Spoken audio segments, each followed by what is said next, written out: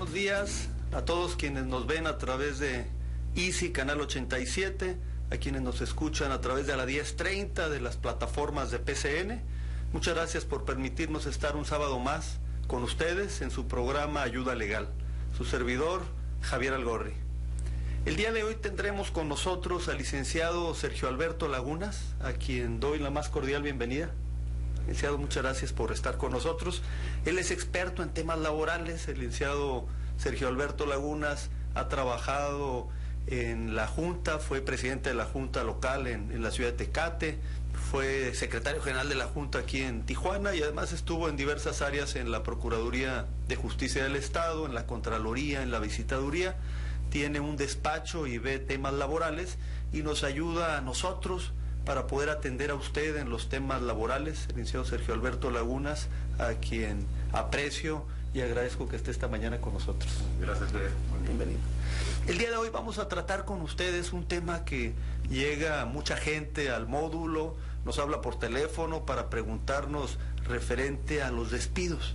Y cuándo estos son despidos justificados, cuándo son despidos injustificados, y de eso se va a tratar esta mañana, para que estén atentos a la hora un poco más adelante, para que puedan hablarnos si tienen alguna duda respecto a si se encuentran en alguna situación de esta naturaleza o algún familiar o alguna persona que ustedes conozcan. Entonces, el tema es el despido injustificado, y nosotros vamos, para empezar, a identificar cuándo y a qué se refiere la ley con un despido injustificado. Dice el marco legal aquí en nuestro país: el despido injustificado se refiere a la acción mediante el cual la empresa o el patrón decide dar por terminada la relación laboral al trabajador sin motivo alguno. Eso es a lo que nos referimos. Y como siempre, Sergio, aquí nos gusta tratar acerca de los antecedentes de esta figura legal para poder llegar a nuestro marco constitucional, ver, por supuesto, estamos hablando de un tema laboral, el artículo 123 de la Constitución, lo que refiere a la Ley Federal del Trabajo, para poder después ya entrar de lleno al tema del despido injustificado, ¿no? Si nosotros revisamos algunos antecedentes en legislaciones pasadas, pues vamos a encontrar que ya en Babilonia, con el Código de Hammurabi, o bien en Grecia o en Roma, ya contemplaban aspectos que trataban únicamente salarios, que hablaban de responsabilidades de tipo profesional, que hablaban de honorarios, que mencionaban qué sucedía si alguien construía una casa y esta después se caía, que había que corresponder una indemnización. O bien ya en Grecia o en Roma se hablaba de la actividad agrícola y mercantil, en los cuales incluso mencionaba que había que pagarse un salario por el trabajo de vengado, ¿no? En eso se enfocaba principalmente estas legislaciones que estamos hablando de 2000 años atrás, de un salario por una jornada de vengada, ¿no? Sin embargo, hay que mencionarlo, no como en otros temas que hemos venido aquí platicando con ustedes de alimentos o de prescripción, que sí vamos a encontrar en el derecho romano instituciones jurídicas que vienen desde esa época y que incluso veíamos legislaciones de gran avanzada. En el tema laboral no. El tema laboral es un tema reciente, digo reciente para la historia de la humanidad, que viene principalmente por el marco constitucional de la Constitución de 1917. ¿Sí? Recordemos cómo el movimiento de la Revolución Mexicana de 1910 viene precisamente precedido de una serie de movimientos de trabajadores en las minas de Cananea, en Río Blanco, en Santa Rosa, y que ellos estaban precisamente impulsando una serie de derechos, estaban inconformes por las jornadas excesivas, por las tiendas de raya, porque no se respetaba ningún tipo de derecho al momento de llevar a cabo sus actividades laborales. Luego entonces viene la Constitución de 1917, es una constitución de gran avanzada en el mundo, es la constitución que tiene el sentido social más amplio, incluso por encima de la Constitución de Weimar en Alemania, y en esta Constitución de 1917 de corte social contempla el artículo 123, que es el marco general del derecho laboral en nuestro país. Es precisamente este artículo el que ya va a referir una serie de derechos que tienen los trabajadores, que va a regular el tema de índole laboral, y es muy importante mencionarlo. Ya el licenciado Lagunas nos va a explicar y a mencionar qué es lo que sucede ya en un asunto que se trate ante la Junta, pero es muy importante decirles, y esto para que ustedes lo tengan contemplado, que en materia laboral existe incluso la suplencia de la queja. No así en otras materias como civil o mercantil. Es decir, que si uno presenta una demanda y le faltó pedirle algo al juez, pues el juez va a decir no lo contemplaste en tu demanda, ¿no? En materia laboral existe una suplencia de la queja cuando se trata, por supuesto, por parte del trabajador, ¿no? Entonces, la Constitución de 1917, el marco constitucional del artículo 123, la Ley Federal del Trabajo, y en ella va a mencionar una serie de derechos que tienen los trabajadores, precisamente en el artículo 47 ya de la Ley Federal del Trabajo, cuáles son esos derechos que tienen los trabajadores, y posteriormente hablaremos ya del tema del despido injustificado. Sergio, tú que eres experto en el tema del trabajo, ¿qué opinas respecto al seguimiento de los asuntos ya en las juntas? ¿Qué opinas acerca de este tema que platicamos de la suplencia de la queja? Bueno, primeramente debemos de analizar que el artículo 123 constitucional tiene dos apartados, el A y el B. El apartado A se encarga precisamente de regular la relación de trabajo del sector privado y tiene su ley reglamentaria, que es la Ley Federal del Trabajo. El apartado B regula la relación de trabajo de los trabajadores al servicio del Estado, es decir, el Estado y sus trabajadores, ¿no? Y hablando de Estado, pues nos referimos a la Federación, a la entidad federativa y a los municipios, ¿sí? Y por otra parte, tenemos, no en el limbo, pero sí la duda o la controversia respecto a los trabajadores de los organismos descentralizados. En el caso de estos trabajadores, se rigen precisamente por la Ley Federal del Trabajo, ¿no? En 1999 la Corte estableció una jurisprudencia por reiteración de criterio en el cual excluía ya a los trabajadores de los organismos descentralizados de la ley del servicio civil, hablando aquí de nuestro estado, de Baja California, y posteriormente ya en el año 2000 surge una contradicción de tesis que ya define que esos trabajadores, sus derechos se van a reglamentar por la Ley Federal del Trabajo. Ahora sí, hablando respecto a la suplencia de la queja. Bueno, la suplencia de la queja, estamos hablando de uno de los principios procesales del derecho del trabajo.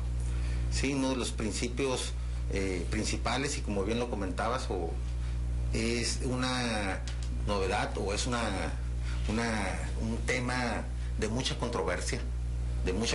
¿Por qué? Porque la suplencia de la queja se aplica exclusivamente a los trabajadores, o a los trabajadores en el caso de las acciones que estén ejercitando. Por ejemplo, cuando un trabajador ejercita una acción contradictoria, es decir, la problemática sería, el patrón no paga el salario que fue acordado con ese trabajador, es decir, acordó un salario diario de 100 pesos, llega el pago semanal o quincenal, y el patrón hace un pago, por decir así, de 70 pesos, sin que exista una causa justificada para esa reducción. Bueno, ahí, por ejemplo, ese trabajador puede ejercitar la acción rescisoria, puede rescindir la relación de trabajo. Sin embargo, de los hechos de la demanda, se desprende que el trabajador argumenta que fue despedido. Sin embargo, de la acción, de la parte inicial de esa demanda y de las prestaciones, está reclamando prestaciones y ejercitando la acción rescisoria. Bueno, ahí estamos hablando de una contradicción. Por un lado rescinde y por la otra parte ejercita la acción de despido. Bueno, ahí la Junta de Conciliación, que conoce del asunto, tiene la obligación de prevenir al trabajador para que aclare la acción ejercitada, o cuando sea obscura la demanda en cuanto a las circunstancias de tiempo, modo y lugar. De igual forma, esa autoridad, la autoridad laboral, tiene la obligación de prevenir a este trabajador para que aclare los hechos de la demanda, ¿no? Las situaciones obscuras. Este acuerdo es inicial. Una vez que la autoridad radica su demanda, en esa autorradicación va a prevenir a ese trabajador para que en el término de 3 días aclare la demanda o en su defecto lo podrá realizar en la fecha y hora que se haya señalado para que tenga verificativo la audiencia en su etapa de conciliación, demanda y excepciones. Ya en la etapa de demanda y excepciones, nuevamente, ¿verdad?, la autoridad va a exhortar o a requerir a ese trabajador para que aclare los hechos obscuros o irregulares o aclare la acción ejercitada. Es decir, estamos hablando que tiene de 2 oportunidades o de 2 momentos procesales el trabajador para poder subsanar los errores u omisiones que se desprendan de este escrito de demanda. Muy bien, y fíjense que estamos tratando el tema del despido injustificado y menciona el licenciado Lagunas de cómo se da el tema de la suplencia de la queja, y es importante mencionarlo porque veíamos una declaración por parte del presidente actual de la Junta de Conciliación y Arbitraje que el 95% de los asuntos que se tratan en la Junta son temas precisamente de despido injustificado. Mencionamos hace un momento acerca de los derechos que contempla la Constitución en el artículo 123 y atinadamente lo decía el licenciado Laguna, estamos hablando nosotros para el caso particular de los empleados que no trabajan al servicio del Estado del apartado A del artículo 123, porque en efecto el apartado B ya va a regular la relación laboral que se da de los empleados de gobierno y por un lado de los empleados de gobierno federal y como atinadamente lo decía el licenciado Lagunas, también veremos algunas situaciones que vale mucho la pena mencionar de los empleados al servicio del gobierno del Estado o al servicio de los gobiernos municipales que rigen por la ley del ISSSTE-CALI, que a nivel federal rige también la ley del ISSSTE, que menciona algunas de sus condiciones de tipo laboral y algunas de los derechos que tienen precisamente como trabajadores.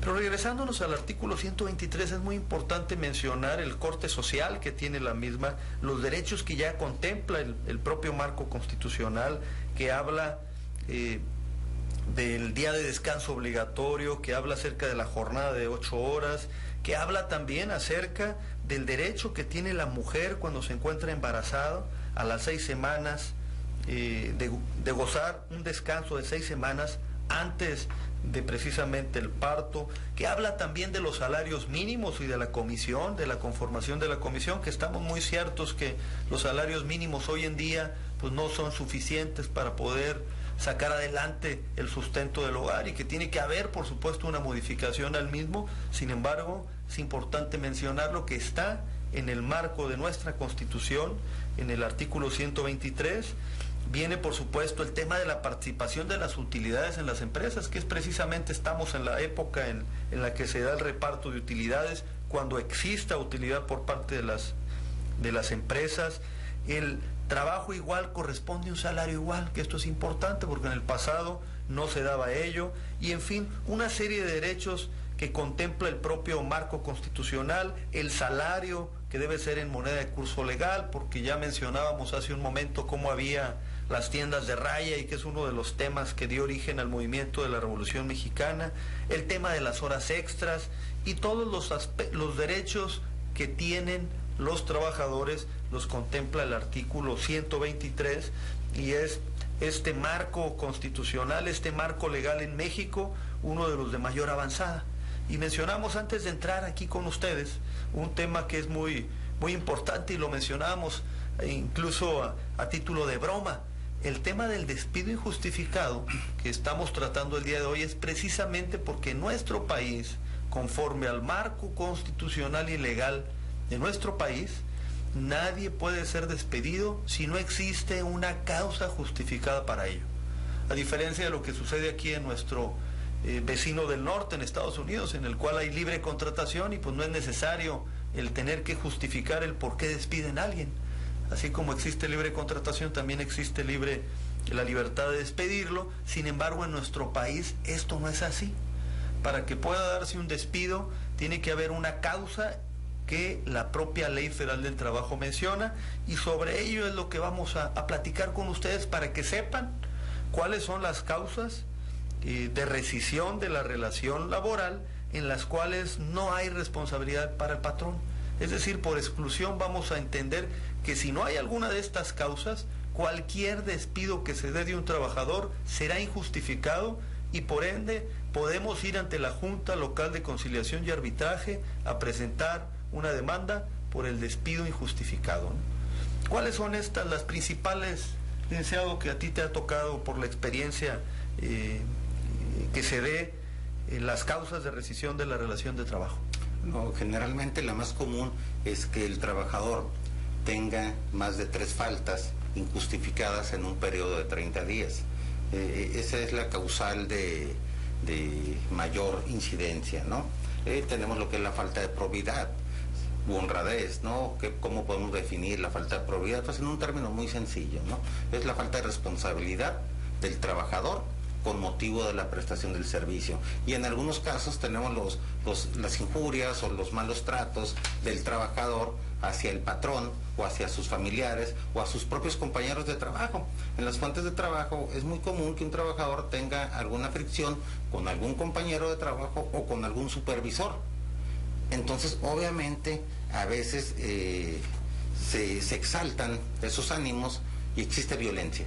Una violencia física en la cual existe una sanción. ¿Y cuál es esa sanción? Pues precisamente el derecho que tiene el patrón de rescindir la relación de trabajo sin responsabilidad. Pero, sin embargo, sí podemos establecer que la de mayor incidencia es tener más de 3 faltas en un periodo de 30 días. Así es, como lo menciona el licenciado Lagunas, ¿no? La propia Ley Federal del Trabajo en el artículo 47 menciona cuáles son las causales. Hay una serie de ellas, pero bueno, la más común son las 3 faltas en un periodo de un mes, sin que exista una causa justificada para ello. Por supuesto, menciona algunas otras más, es luego difícil el que se puedan presentar algunas de ellas, el llegar incluso tomado al trabajo o bajo los efectos de alguna sustancia, precisamente el causar daños a la fuente de trabajo. Dice, negarse el trabajador a adoptar las medidas preventivas o a seguir los procedimientos indicados para evitar accidentes o enfermedades, cuando es necesario el uso del casco, cuando es necesario un cubrebocas, si se trata de alguna institución de salud. Entonces, no cumplir con alguno de esos requisitos es cuando efectivamente el patrón está en posibilidad de despedir al trabajador sin que exista siendo justificado este despido. Cuando no esté en alguna de estas hipótesis, entonces estamos hablando de un despido injustificado, y después de la pausa vamos a ver cuáles son los casos más comunes y cómo llevar a cabo un asunto de tipo laboral ante la Junta de Conciliación y Arbitraje. Vamos a una pausa y regresamos en unos momentos con ustedes.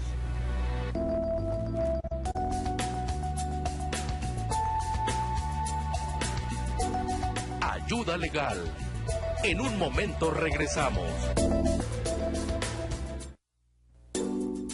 Estamos de regreso, estamos hablando del despido injustificado. Está aquí con nosotros el licenciado Sergio Alberto Lagunas. Mencionamos hace un momento en el artículo 47 de la Ley Federal del Trabajo de cuáles son las causas de rescisión de la relación de trabajo sin responsabilidad para el patrón.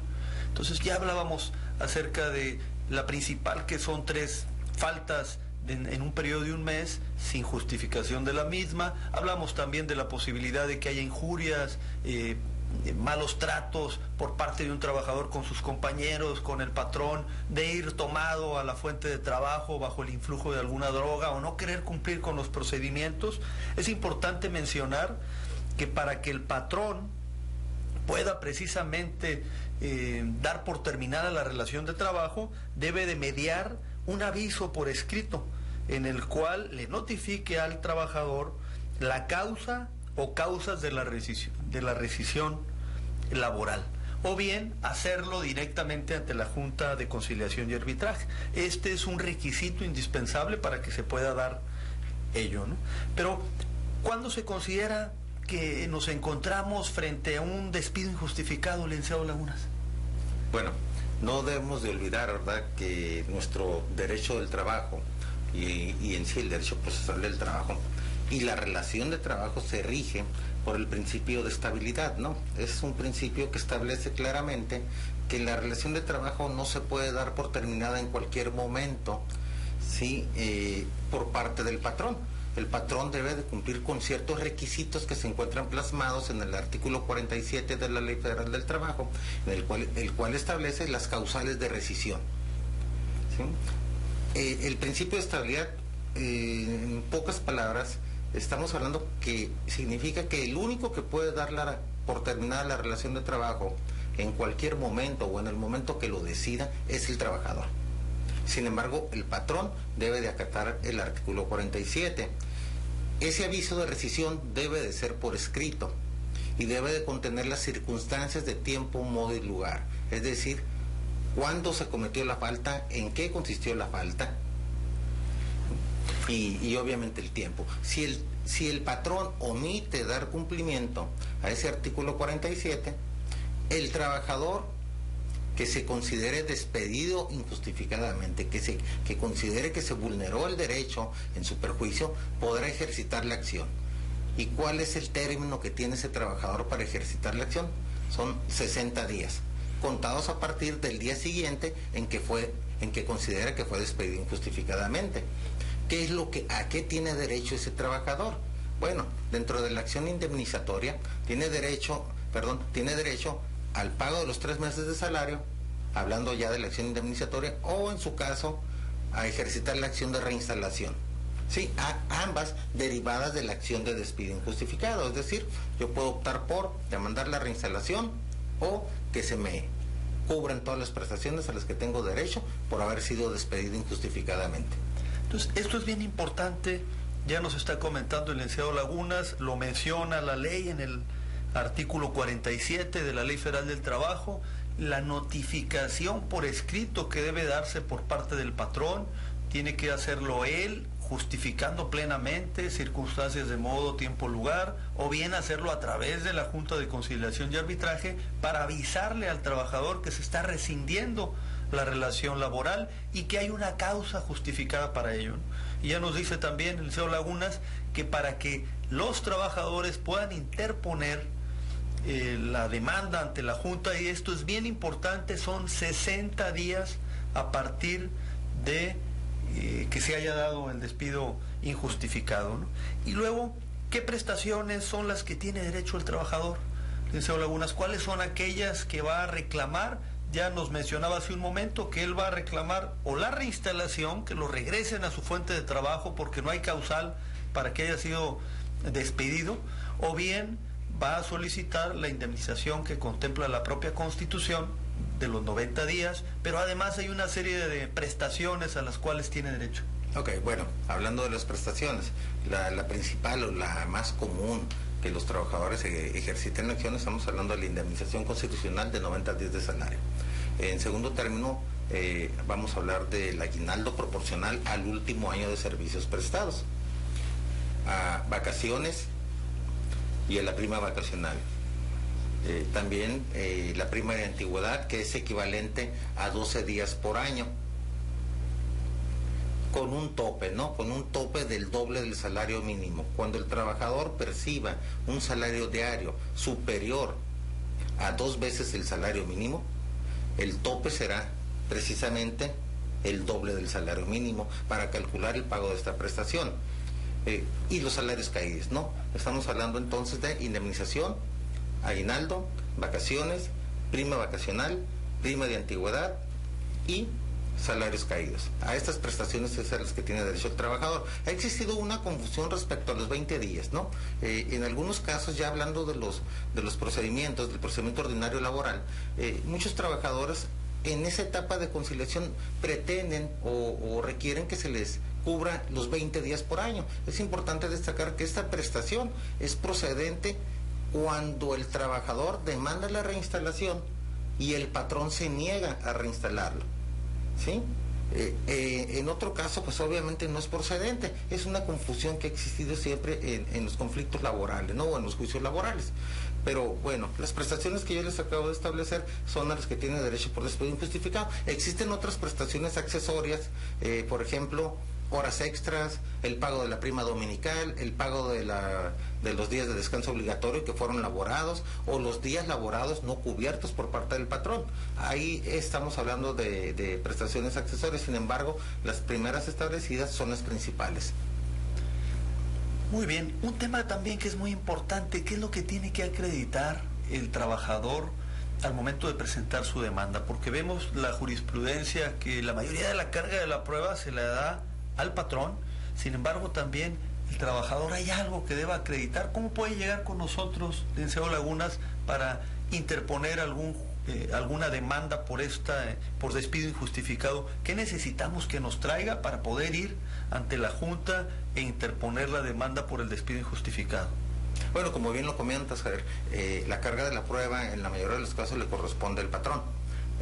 No se requiere ningún documento para que el trabajador pueda ejercitar la acción. Para interponer la demanda no es necesario que un trabajador acredite que era trabajador de ese patrón al que está demandando. ¿Por qué? Porque a quien le corresponde la carga probatoria pues es al patrón, ¿no? Es quien debe de tener consigo recibos de pago, la nómina, ¿sí?, los comprobantes de esa relación, por ejemplo, de el alta ante el Instituto Mexicano del Seguro Social.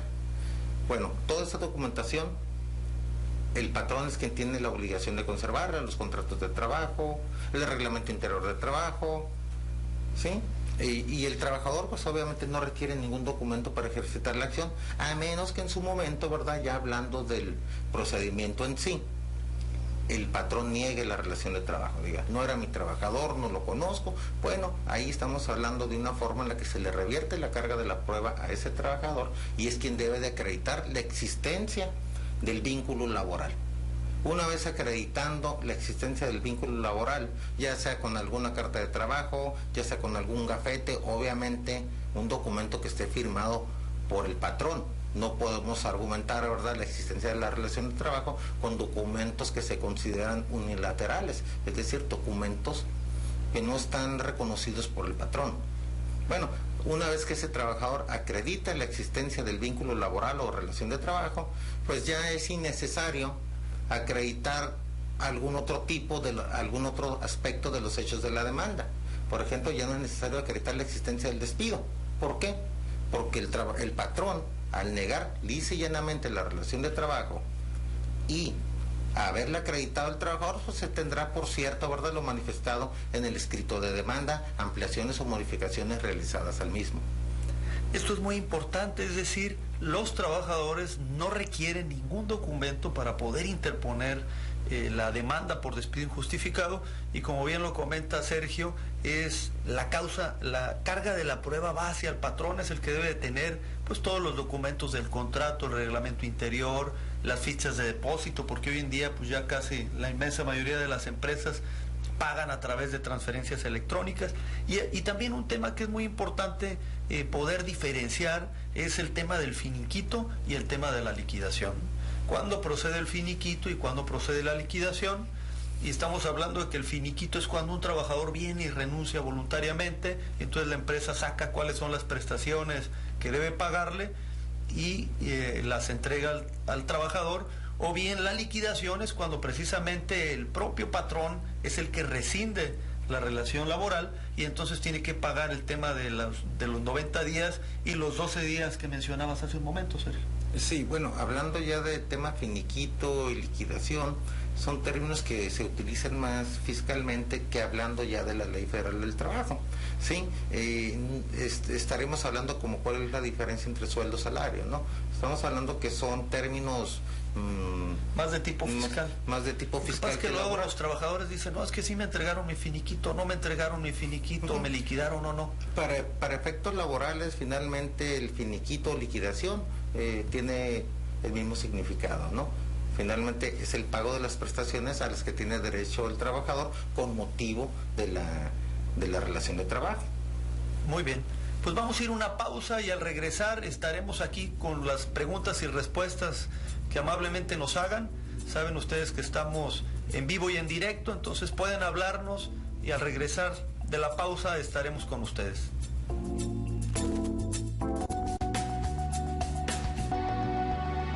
Ya estamos de regreso y tenemos una llamada, la señora Regina Tavera. Señora Tavera, a sus órdenes. Muy buenos días, señor.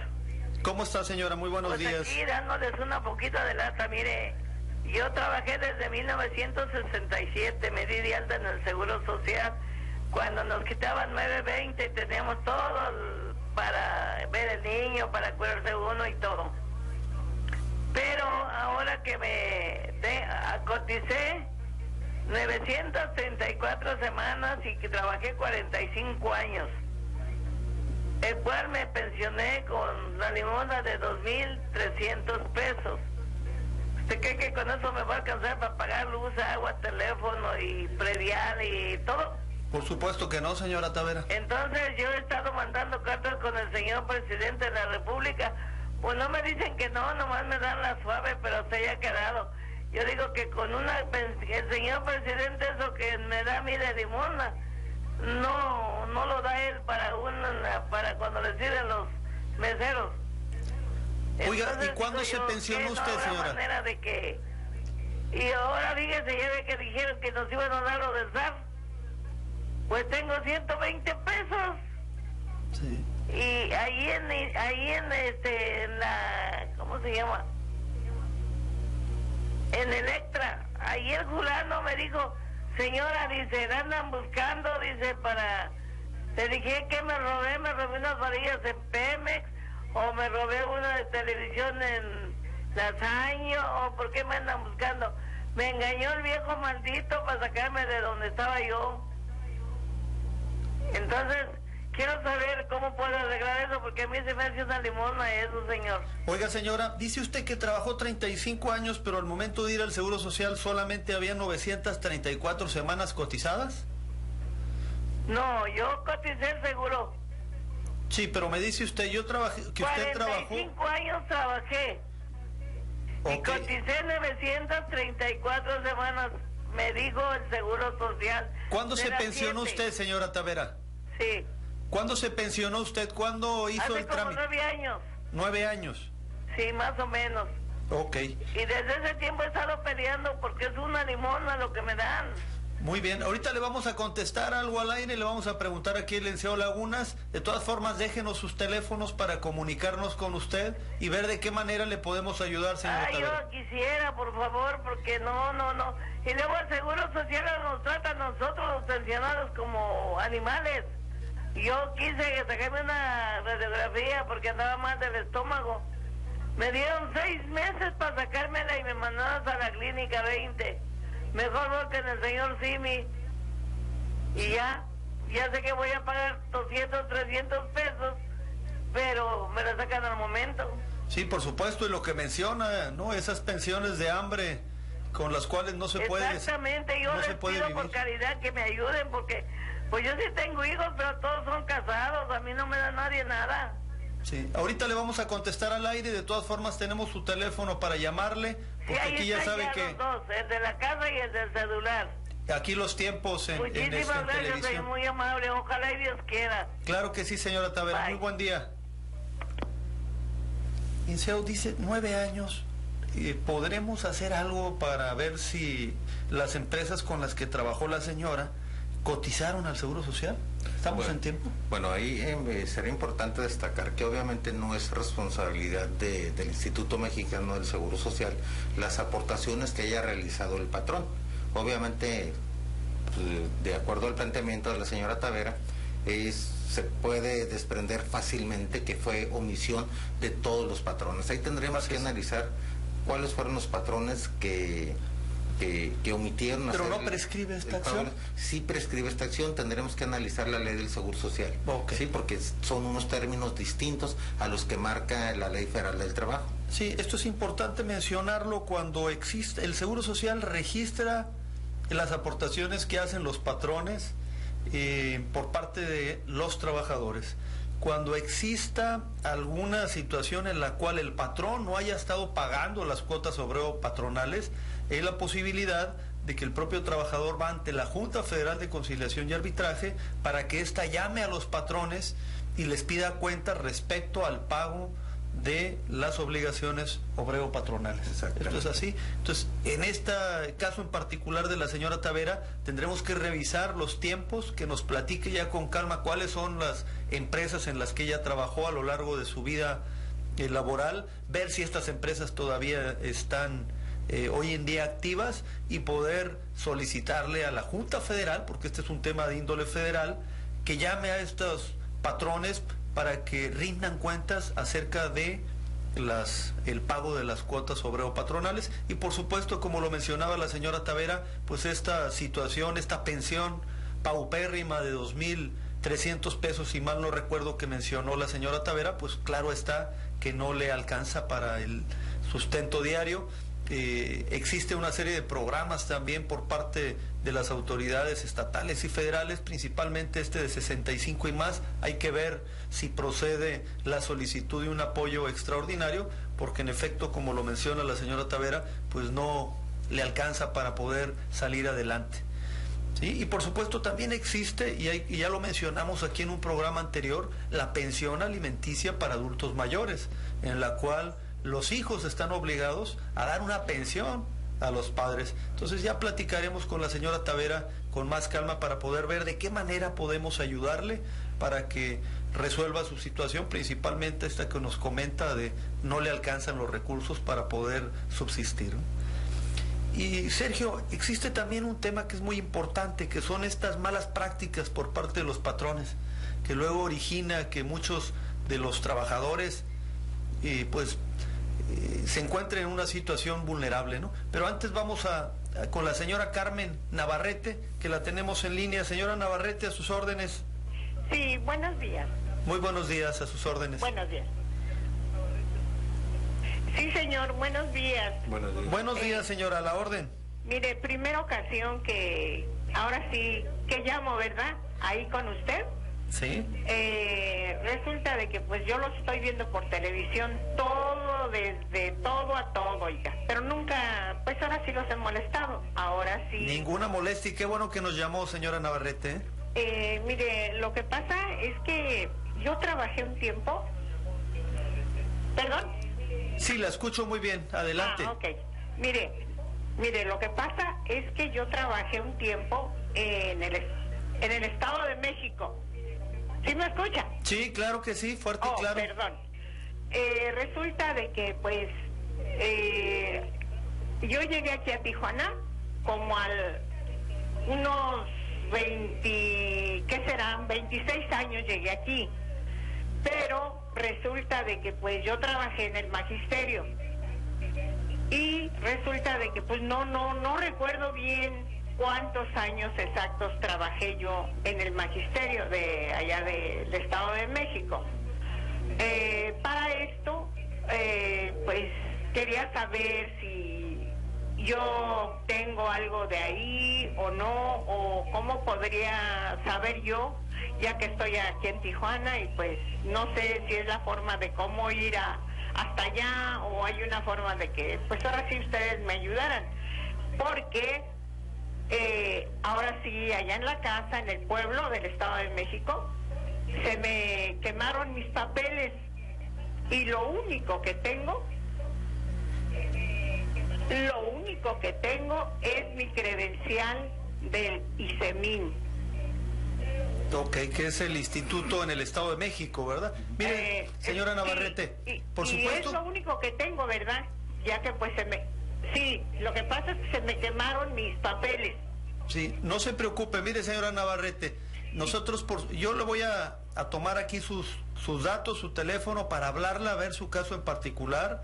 Le comento que sí podemos nosotros ver si usted cotizó en el ISSSTE o si cotizó en un instituto de seguridad en el Estado de México, y por supuesto que esas semanas trabajadas se van a considerar. Y por cierto, le comento que la próxima semana estaremos hablando del tema de las pensiones, que es precisamente el tema que usted nos comenta. ¿Sí? Vamos a tener su teléfono, nos comunicamos con usted porque tenemos aquí varias llamadas al aire. Bueno. ¿Sí? ¿Usted me llama? Yo le voy a llamar, señora Navarrete. Bueno, señor, pues mil gracias y disculpe. Al contrario, a sus órdenes y buen fin de semana. Gracias. Sí. Tenemos también al señor José Jiménez en la línea. Adelante, señor Jiménez. Sí, buenos días, señor. Muy buenos días. Estoy mirando la televisión que tiene el programa, se lo solicito. Muchas gracias, señor Jiménez. Mire, nada más le quería yo comentar, pues yo tengo hijas trabajando en las fábricas. ¿Sí? Y trabajando en las fábricas. Y pues cuando ellos les dan como un contrato de 3 meses y tienen que renovar el contrato, renovan el contrato y como si ya hubieran empezado otra vez de nuevo. esa nueva ley. Dicen que empezó, ustedes más o menos que son letrados, pueden explicarnos eso, y cada Ahorita 3 meses le vamos a renovan un explicar contrato eso, como si los corrieran y empezaran otra vez a trabajar. Así es, eso es incorrecto y ahorita le vamos a explicar el por qué, señor Jiménez. Sí menciona la Ley Federal del Trabajo acerca de un periodo para capacitación, pero a ver, aquí el licenciado Lagunas nos va a comentar cuál es la situación, porque no pueden estarle dando contratos y más contratos. Después de un periodo ya se entiende como un trabajo definitivo, pero ¿qué es lo que menciona la ley, Sergio? Bueno, estamos hablando ahí que la nueva modalidad de la Ley Federal del Trabajo, con la reforma, establece que se permite ya lo que es el contrato a prueba. Así es. Es un contrato a prueba por 30 días, hablando de un trabajador que realiza labores generales. Ya hablando de trabajadores con cargos gerenciales o de dirección, estamos hablando que está permitido ese contrato por 90 días. Sin embargo, ¿verdad? En el caso del señor, pues estamos hablando que posiblemente su pregunta sea encaminada al tema del periodo probatorio, ¿no? Del contrato de 30 días y la renovación constante de esos contratos. Bueno, estamos hablando que son temas totalmente nulos, ¿no? Ok, es entonces, una nulidad. La relación de trabajo va a subsistir porque la única forma en la cual puede ser por tiempo determinado, independientemente del contrato probatorio, es cuando se trate de sustituir a trabajadores que se encuentran con una licencia o en periodo vacacional, incapacitados, o cuando la naturaleza del trabajo lo exija, ¿no? Vamos a realizar determinada actividad. Pero no es el caso particular de aquí de las maquiladoras. Le decimos al señor Jiménez, creo que se le cortó la llamada, pero es únicamente la Ley Federal del Trabajo habla de 30 días como prueba y para un periodo también de capacitación. Después de los 30 días, aunque usted le hagan firmar un contrato y otro contrato y otro contrato, usted ya es un trabajador definitivo, y si ya no quieren que continúe en el trabajo, tendrán que pagarle la indemnización. Esa es la situación laboral en la que se encuentra. Entonces, esos contratos de 3 meses y 3 meses y 3 meses para ese tipo de actividades, por supuesto que están fuera del marco legal, y usted es un trabajador con todos sus derechos y puede, en caso de que ya no quieran que continúe trabajando, pues demandar por el despido injustificado. Tenemos al señor Ramón Bañuelos. Señor Bañuelos, a sus órdenes. Muy buenos días. Buenos días, licenciado. Buenos días, señor. Oiga, yo trabajé más de 700, más de 1000 semanas, yo trabajé más de 20 años en el Seguro Social, rebasé las semanas cotizadas. Cuando ya me retiro, voy a Infonavit y a pedirme el retiro de Infonavit, y me dicen que tengo 880 pesos. Oiga, le dije, pero ¿cómo es posible si yo tenía un sueldo de 3.750 pesos cuando me retiré? Y usted dice que son 800 pesos lo que me van a dar. ¿Por qué? Le dije, es que me contesta, recuerda que le quitaron los 3 pesos los 3 ceros al peso, y usted en lugar de los 800,000 o 80,000 pesos, pues tiene 800 pesos. O sea, ahorita le voy al Seguro Social y pido mi pensión, y me dicen que tengo que trabajar un año para poder darme la miseria que le dieron a la señora, para poder darme ese dinero. ¿Cuándo fue eso, señor Bañuelos? ¿Está en este momento haciendo esos trámites? Pues ya fui, licenciado, pero pues ahí lo traen a uno vuelta y vuelta. Bueno, yo le pido, por favor, que nos deje aquí su teléfono. Yo me voy a comunicar con usted para poder ver su caso particular. Supongo usted, ¿cuándo empezó a cotizar en el Seguro Social, señor Bañuelos? Yo empecé como el 68, 69. Bueno, entonces aquí lo vamos a, fíjese, este es un tema que vamos a platicar la próxima semana. El 65 empecé a cotizar. Ok, sin embargo, le menciono que usted, en su caso particular, podemos ir por 2 opciones. Por la ley anterior, la ley de 1973 del Seguro Social, que contempla unas reglas y que son incluso más beneficiosas para los trabajadores. Entonces, yo le pido por favor que nos deje su teléfono, nos vamos a comunicar con usted, nosotros le vamos a ayudar para poder ir al Seguro Social y para poder ir al Infonavit, revisar el número de semanas que tiene cotizadas, ver qué es lo que más le conviene para poder tramitar su pensión, precisamente por el número de semanas cotizadas, señor Bañuelos. Sí, señor. Fíjese, de hecho, no nos dan trabajo a las personas de 68 años. Imagínese, no le dan a las personas de 20, ¿usted cree que nos van a dar trabajo a las personas de 68 años? Pues ya no. Sí, por Entonces, supuesto. ¿cómo vamos a trabajar un año para que el seguro ya nos pueda pagar como debe de ser? No, no es necesario, señor Bañuelos, y yo Qué le voy a bueno. ayudar precisamente para que hagamos el trámite y usted obtenga su pensión. Ok, me espero para darle mi número. Por favor, señor Bañuelos, muchas gracias, estamos a la orden. Gracias a usted, licenciado. Y tenemos a la señora Tania Almaraz. A sus órdenes, Tania, muy buenos días. Hola, muy buenos días.